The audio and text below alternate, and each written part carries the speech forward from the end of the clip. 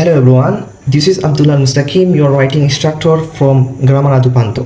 So আজকের video বেশ interesting কারণ যারা আইএলটিএস রাইটিং টাস্ক 1 এর ইন্ট্রোডাকশন লিখতে একটু প্যারা খাচ্ছ বা কীভাবে শুরু করবে বুঝতে পারতেছো না তাদের জন্য ভিডিওটা মোস্ট ইম্পর্টেন্ট। এখানে দেখো কি লেখা আছে, the table below shows information about the tourist visit to Canada in the year 2000, right? So just follow করো আমি কি বলি। আমি কি লিখেছি, subject verb where when, subject verb where when.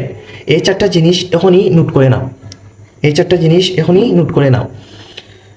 এখানের মধ্যে সাবজেক্ট কোনটি, এখানের মধ্যে সাবজেক্ট কোনটি? Tourist, right? এখানের মধ্যে কি ট্যুরিস্ট হচ্ছে কি সাবজেক্ট, ভার্ব কোনটি? Main verb visit. সো এখানে কি লিখবো?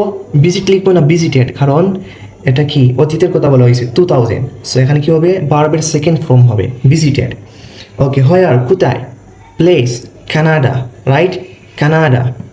দেন হোয়েন কখন?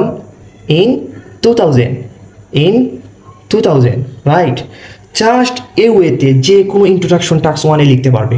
এই চারটা জিনিস, এই চারটা জিনিস সাবজেক্ট ভার্ব হোয়ার হোয়েন, এই চারটা জিনিস আলাদা আলাদা ডিভাইড করে লিখবে।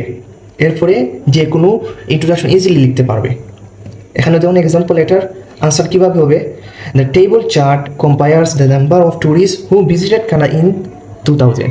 একেবারে ইজি ওয়ে, একেবারে ইজি ওয়ে।